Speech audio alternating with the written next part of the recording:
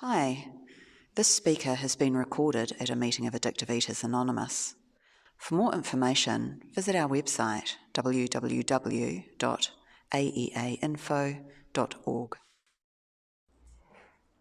This is the first Friday of the month, and on the first Friday of the month, we have a speaker who tonight happens to be Carla, and she will share with us.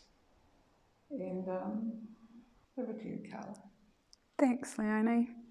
Kia ora everyone, my name's Carla and I'm an addictive eater. Hi, Carla. I'm very grateful to be at this meeting.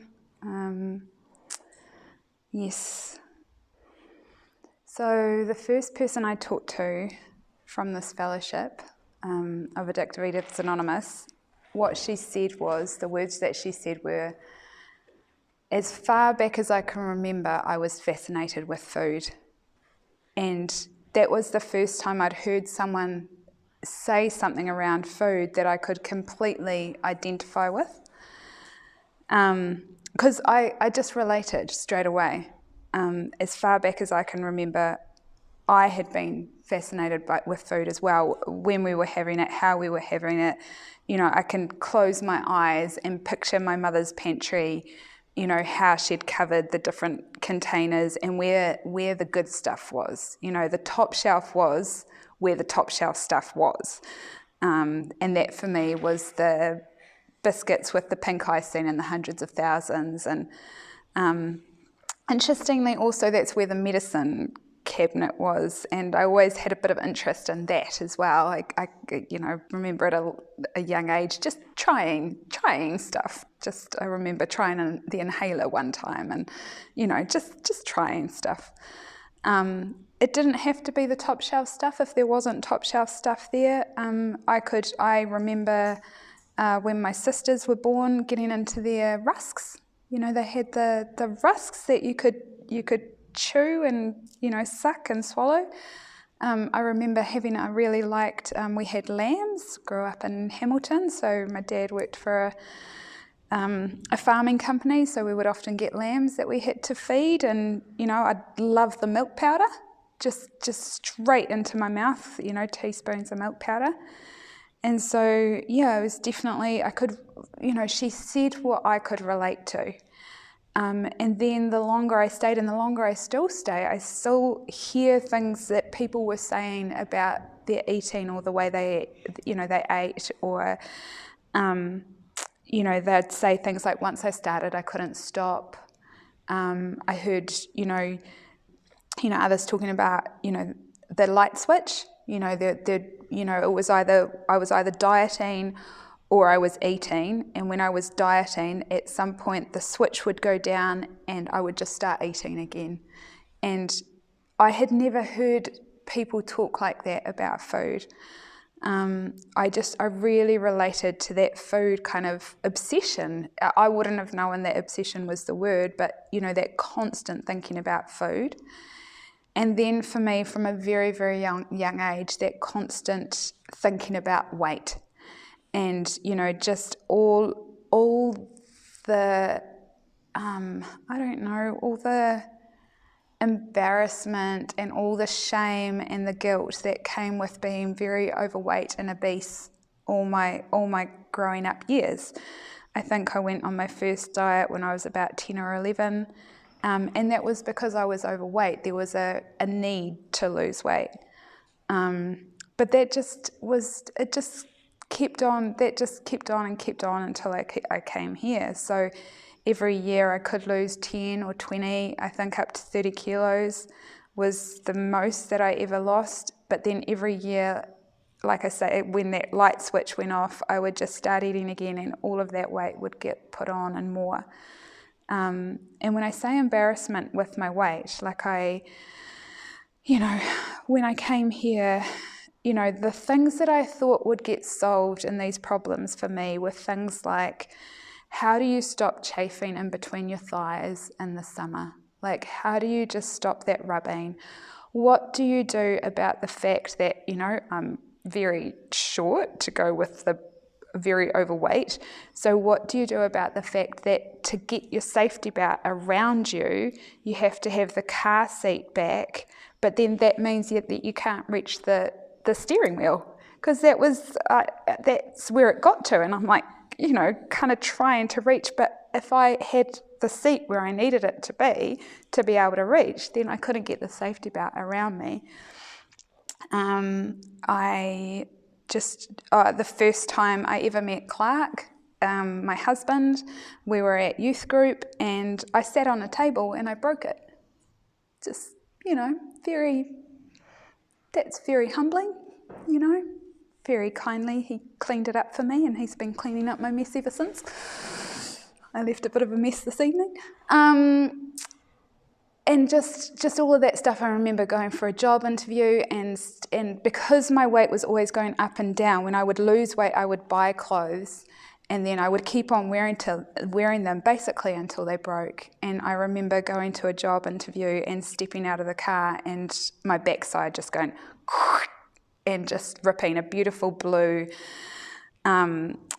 woolen suit that I had bought from the shop that Quinn's in Maryvale.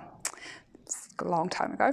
Quinn's in Maryvale, a beautiful blue woolen suit, and my mother had changed the buttons to have silver buttons, and I loved that. Was a beautiful suit, and I felt really good in it. And stepped out of the car and broke the backside, and I had to go into Farmers and buy the only black trousers that could fit me. It was one pair of black trousers that could fit me, and that was all that I could wear. And just all of those things that come with being overweight, but also like not having, I just could not do anything about it. Like the diets, the constant dieting, and the constantly losing weight. Like I couldn't do it anymore. And by the time I came to these rooms, to a 12-step fellowship for food, I didn't have another Monday in me. That was another thing I heard somebody say in a meeting. She said, I didn't have another Monday in me. And I could just relate to that as well, because Monday was going to be the day that I started.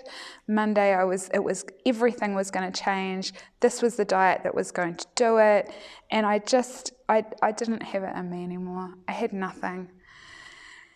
And so that boyfriend became, we were engaged to get married, and a couple of weeks before I came into this fellowship, we were planning our wedding. We were getting married in a year's time, and because I knew I didn't have another diet in me, I had decided that I wasn't going to lose weight. I decided that I would try to start eating healthy, and for me that meant that I was going to stop eating chocolate. That was all I could agree to give up, was the chocolate. At least that'll be a start. I thought, I'm not giving up the ice creams or the lollies or anything else, but I'll give up the chocolate. So that was my New Year's resolution the year before I came here, or the weeks before I came here. And that night was a terrible New Year's, and I was pacing myself, because for me, I'm addicted to food and to other substances, and same for me with alcohol. Once I start, I can't stop. I had the food though, but I was pacing myself, because there were so many New Years that I never got to see because I started drinking too early. So I had decided that particular night that I wasn't going to start drinking until 11 o'clock at night, because maybe that way I'd have a hope of seeing midnight. That was the plan. But before that, there ended up being some family dramas, and I had to go pick somebody up, and it was all, then they had to go to hospital and blah, blah, blah, and we said Happy New Year's to the ambulance drivers. It was drama galore. And I drove on our way back from the hospital, I drove past a service station. It was on the corner of Linwood and Gloucester Street or Worcester Street, somewhere there, and there was a big, big sign that said 3 chocolate bars for $2, which tells you how many decades ago that was. And I stopped, because I couldn't not stop. And I bought my 3 chocolate bars for $2, and in my head, in my mind, my New Year's resolution hadn't started yet, because I hadn't gone to sleep. It was past midnight, but that was the thing about my eating, is I could always justify my eating, always. And so I walked into my first meeting. I talked to this first woman that, you know, that was free of that obsession, and she talked to me about the disease of addiction. She said that I was bodily and mentally different from my fellows. And she said, she gave me the solution. She talked about those 12 steps. She talked about how to give up the food, just like an alcoholic gives up alcohol. She gave me a way, said what she did to give up the food and to make it as clear for her as it was for alcoholics. And I was just blown away, actually, blown away. Because I was blown away because I thought I might lose some weight. I wasn't actually blown away because I thought there was a solution and I might be able to live free of that obsession. I was just like, oh, maybe I can lose some weight. And so I just started doing what she was doing. I started going to lots of meetings. This was up in Auckland, so there were lots of people to carry the message to and do 12-step calls, and I just went along with this other young woman. And I remember a week after I'd been into the fellowship, there was another new person at the meeting. And afterwards, just like she'd done with me, we went and talked to her. She, this person was talking to this new person. And I just sat there and listened. And even a week later, I know that I heard more the second week when she was talking to this other newcomer. And I just remember this newcomer turning to me and she said, "How do you know that this is the right thing to do?" Or something to that effect. She wasn't asking this person who was well. She was asking me after 1 week. And what came out of my mouth was, "I don't know, but I have to, I think I even said the word trust. Like, I have to trust that it's the right thing." Now, I don't think those were my words. I think at that point, because I don't think I would have actually consciously thought that, but I think that what I've learnt here is I show up and I try and practice those steps to the best of my ability, which includes surrendering. It's a spiritual program. It's a spiritual program, and I hope that by being sober, by not picking up the first one, by going to these meetings and working these steps, that I have a chance to be useful to others, that I have a chance to say something or, by my actions be an example of the power of this fellowship and the power of a higher power, my higher power working and doing for me what I cannot do for myself.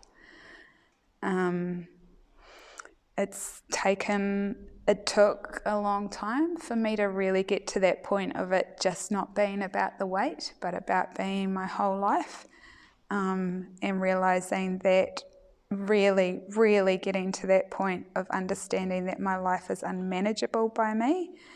But again, very grateful. And really all I've done is just keep coming back to these meetings. I'm very grateful that there is a solution. I love our preamble where it says we get to live meaningful and productive lives, because, I like to think that I